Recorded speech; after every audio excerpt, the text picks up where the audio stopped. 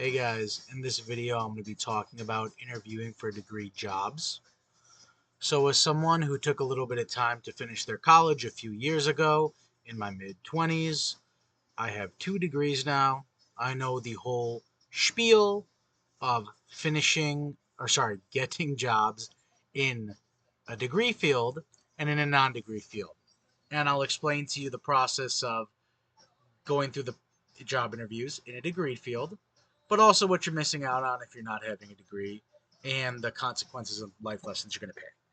So, first things first, a main difference between degree jobs and non degree jobs is that the degree jobs interview process is a lot more rigorous and a lot more tough than a non degreed one.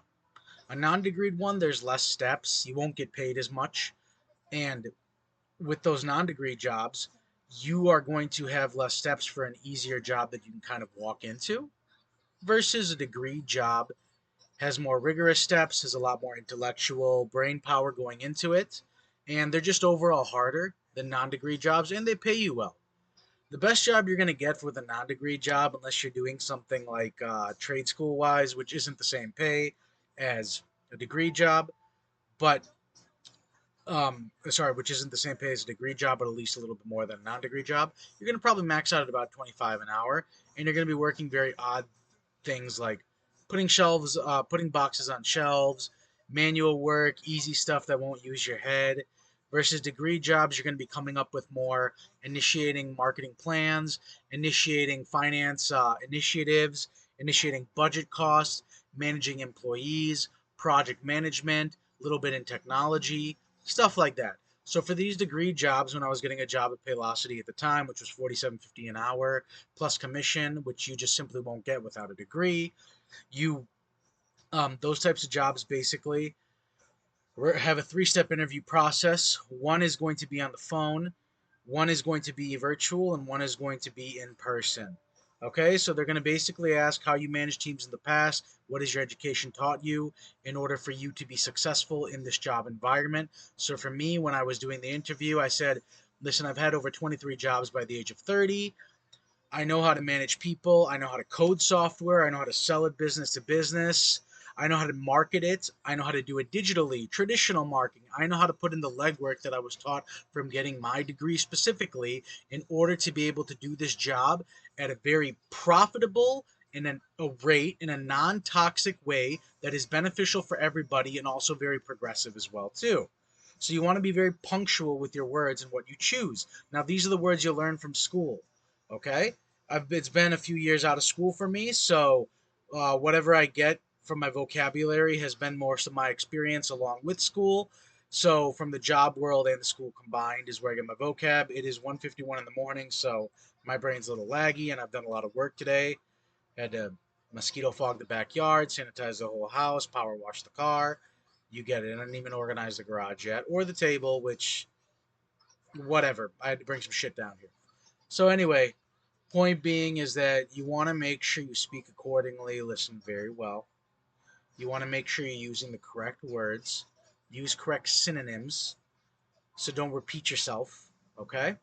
You want to make sure specifically that you are answering to the point, knowing what they're talking about. You want to say the most in the least amount of words, and even then while making sure that you're the most qualified as well too, but even then there might be people that are simply more qualified than you are or a better fit for the job or simply have more experience. The difference between degree and non-degree jobs and this whole interview process of degree jobs is specifically that degree jobs, you're going to apply for a bunch of them and you're going to get rejected by a lot of them. But let me tell you like this, there's going to be people that are here, here, and here, okay, in terms of qualification. The people that are down here without a degree, they don't even look at. Get out of here. The people that are here and here, they'll be competing with each other for getting that job. So you need to be the most qualified that you could be in order to land those positions, okay? So that's going to be a combination of your grades at school and the work experience that you have. That's why it did me real good when I apply for jobs now, because since I finished my school in my mid 20s, I have more of a recollection from that time period of what I was doing, whether it's business capstone, whether it's international marketing, whether it's business law. It's more fresh up in here. Plus, I've had the work experiences, everything from working as a host when I was 16 years old, all the way to working in market research recruiting when I was 23 years old. So things like that, the work experience and the combination of the work experience being at a later age and the combination of the education helped me land those specific jobs. Okay, so you want to make sure you listen. Number one thing is listen. So like I was going back to with Paylocity, okay, or when I was the director of education for an Explore at the time. They were going to ask how they asked like how are you going to benefit these kids in such a way that you feel is useful for not only their growth and empowerment but also lets them have a little fun while making sure that they are smarter and better human beings. So my answer to that is that I've already dealt with hundreds of kids even before I had that job and before I even became a father, and I'm not a father right now. Okay? So uh, I dealt with hundreds of kids already, but along with my degree and my work experience, I'm able to bring a smart, intellectual, even though I said that already in the other stuff, but it is true, is a smart, intellectual, mind based manner in order to teach these kids the importance of school, even if they're not doing those direct subjects later on in life, how to specifically work hard to achieve a certain result, while also making sure that I handle things in a certain way. You can't hit a kid, you can't smack a kid, you can't punch a kid, okay? But things are going to come up. Kids are kids, man. They're annoying as fuck. You know what I mean? So you have to learn how to handle that while also teaching them how to be productive citizens, how this is going to help you for later, and how to have fun as well too. So an answer to that in specific would be, I've had a lot of experience with kids before, and I feel very strongly in my position to be able to benefit them in the best way possible, while also providing a nourishing environment that's also nurturing as well too. Nourishing in the sense that I'm able to provide the best education, and nurturing in the sense that I'm able to adhere to their needs. I do believe that my ability to handle kids and the fact that my background check every time it comes out within 24 hours because there's nothing on it, so there's nothing to worry about. We want to set up our kids with somebody that's a safe person that we could trust in a safe environment. Okay, you never know who you're going to leave your kid with, so you want to make sure it's a trusted person. So not only can I assure you that I am, but my track record can also back that up as well too. Also, in my field of education, I feel very strongly that given what I know, I'm able to help pass that along in an age appropriate way to the children while also showing them the purpose behind it as well too.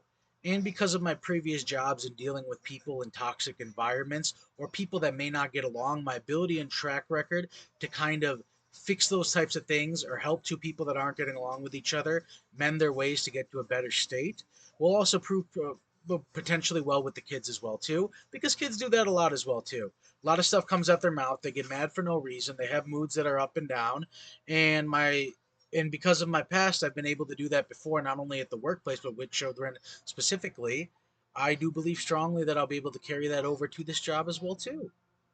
So, however it is you want to word that specifically for your own doing, for whatever jobs you apply for, that is how you got to do. Okay?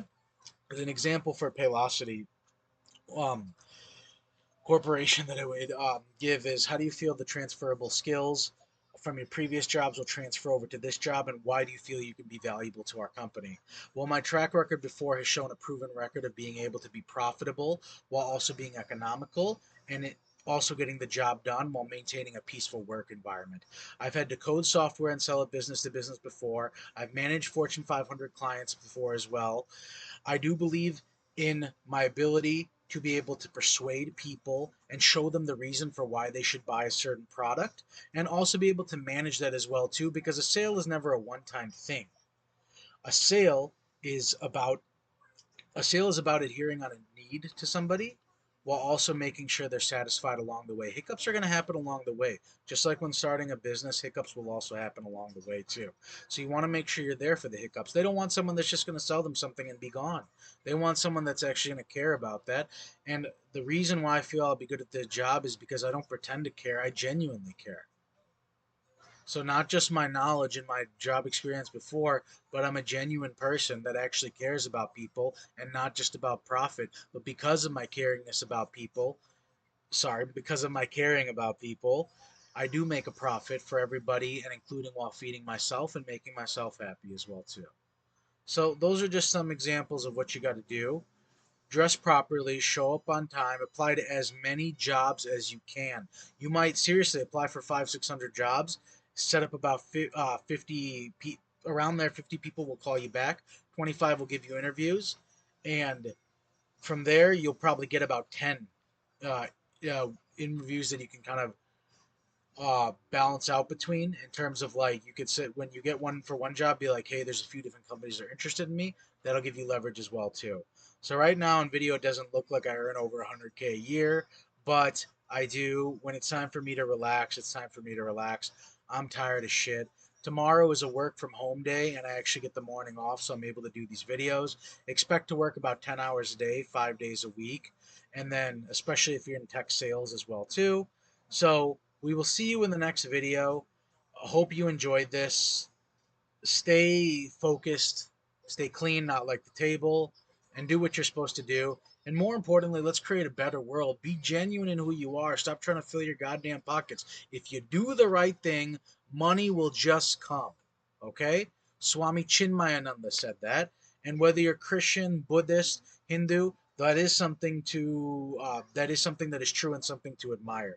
There's certain Christian values, even as a Hindu, which I believe align with my Hindu values, that make us a better person and kind of keep the windows to the same house in terms of the base core of religion. Okay? So let's be better people. Let's be better employees. Let's help the earth. Let's help the world and the people on it and the animals as well too. And let's go get that job and do good with the money. Remember, nobody's gonna give two shits how much money you earn. On your gravestone, it's not gonna say, "Oh, he clocked in the Paylocity at 7 a.m. to 5 p.m. on a Monday." No, nobody's gonna give two fucks. The only thing they're going to care about is how much of a good person you were and what you did with that money to create a better world. You don't have to spend all of it. You could keep a lot for yourself, but be a good person and do good with the over money that it is that you do spend. Okay? All right? Nobody's going to give a fuck where you worked or how much money you made when you died. Okay? I learned that from a girl whose father unfortunately died. God rest his soul, and God bless the girl. But it kind of hit a little bit more true after that. Okay? And I'm grateful to have my father around and mother around. And that's honestly the biggest jackpot, because no matter how much money you make, it ain't gonna bring loved ones back.